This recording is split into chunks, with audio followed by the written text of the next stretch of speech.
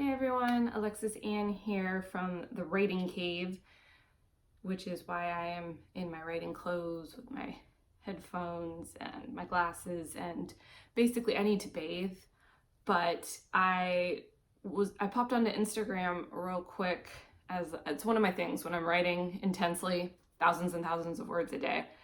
I take little breaks between like 1,000 words, and I pop onto Instagram real quick because it's a nice visually pleasing place to be. And I had this epiphany that I really wanted to verbalize and share with you guys real quick. And it is basically about framing, because a lot of the time writers, especially earlier in their career, they want external validation. And so even if they have written and published a book independently, traditionally, it doesn't matter. They're waiting to be told that what they wrote was good enough. They're waiting for the review, the good big, validating reviews that say this was a great book. In general, just waiting to be told it's okay to go and market this book because it's good enough.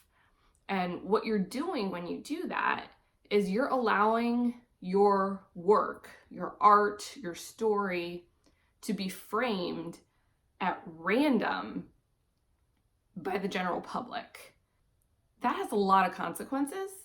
You could get lucky and hit the right people who say the right things about your book and just, spin the wheel and get lucky on that validation process, and that steamrolls into marketing and snowballs the first time, snowballs into success.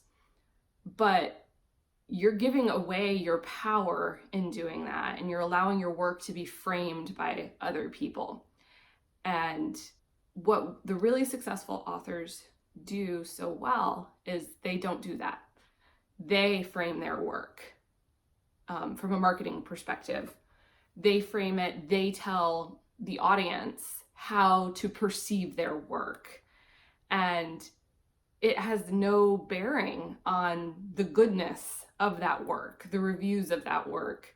They're not waiting for that external validation. They have created their art and they've said, okay, this is good. This is what is wanted, because it is good and wanted by somebody. Whether it's one somebody's or thousands of somebody's is in many ways simply determined by your framing of it to the public. And so if you come out of the gate with a marketing campaign that says, this is the King Arthur based book that you have been waiting for, and your marketing is framed around that, and you tell them that it is a good King Arthur book, your audience is going to go in assuming this is the King Arthur book that they have been waiting for. And it's going to take a huge wave on their part to push back if it's really, really awful.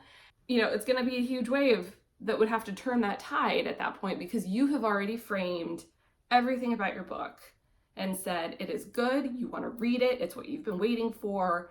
You've done all of the marketing to visually tell them that. You've done the marketing to have a groundswell beneath it. You've created all of those perceptions already for them, because you're in charge of framing your work.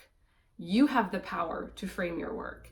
And so that is probably the number one biggest problem I see authors in general making, and especially authors early in their writing careers doing, is you're waiting for the external validation and you're allowing your work to be framed at random by other people. And if you want to be successful, you have to flip that script. You have to frame your work yourself. You have to tell people how to perceive your work. That is good marketing. And that is what you need to do if you want to be successful. And so that was my Instagram epiphany this morning, because I was looking at a book that I knew nothing about. I didn't really know the author, but I was excited because they had told me to be excited. And they had given me a reason to be excited. And it may have even been a King Arthur thing I've already forgotten, because I'm in the writing cave and I'm so deep into my own story right now. And I'm going to go back to that right now. But yes, I hope this was valuable to somebody out there, and keep writing what you love.